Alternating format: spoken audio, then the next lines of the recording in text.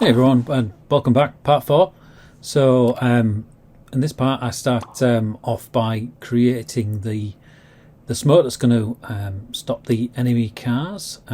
So I designed a simple little sprite here, and I didn't copy the one that's in the actual game, but maybe I will after. But I just wanted to get something up and running, and built some code out for that.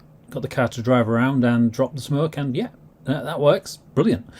Need to figure out how to make that smoke then disappear after a certain amount of time, etc. But yeah, functioning well. But then I started to run into problems. I started running into memory issues, and I thought, well, I'm gonna try and reduce the size of this massive array that I use to work out where I am on the map. So that's what I was doing here. I dropped a lot of the sides, etc., from there in an effort to try and reduce how much memory I need. I didn't realise I was going to run out of RAM. I now understand the way that the memory works a lot better, but I just thought I had a ton of RAM with the Spectrum Next, but I know it's different. Then I saw something on the ZX Next basic forum about bank peaking, and took a look in the manual, and with a bit of help from the guys on the forum, I decided to write all of that data that I'm using to work out where I am into a separate bank, so it's not running in the same memory as the game itself. So this is what I've done here. I've converted the code to write that into a bank, so that it's not using the same memory. And yeah, I mean it worked. Everything functions exactly as expected. And then I thought, well, why don't I just use the bank that the map is in anyway, the tile map? So that's what I've done here, and I have changed it so that it's now not using the array. It's just reading the data from the tile map and running that, testing it. It seemed to work at first, and then as the car drives around, I realised that if I hit the flags, it doesn't drive through them, because the way I'm detecting those is now wrong.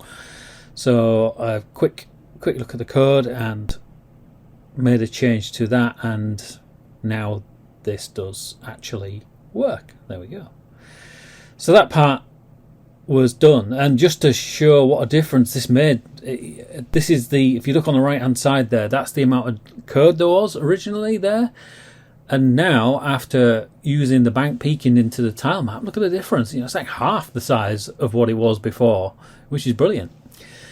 So anyway, onto the part I've been putting off.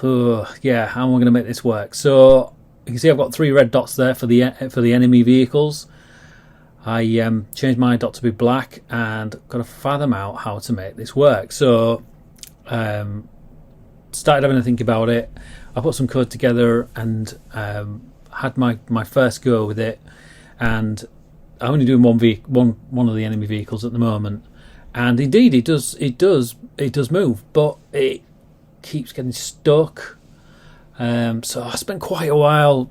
I am sure that there's a much easier way of doing this than what I've done, but I'm not a programmer. But I had another go, and I made some change to the code, and this time the movement is more what I'd want. It doesn't get stuck so far. It might do, and it seems to be more realistic a way of moving. So yeah, so the next thing I've got to do obviously is get the other 2 running, which in theory should be okay, but I know I might run into problems. I'm concerned that they all run at the same time, but yeah, that's where I am. So thanks for checking in and seeing where I am, and hopefully in part 5 we'll be a lot nearer. But thanks for watching.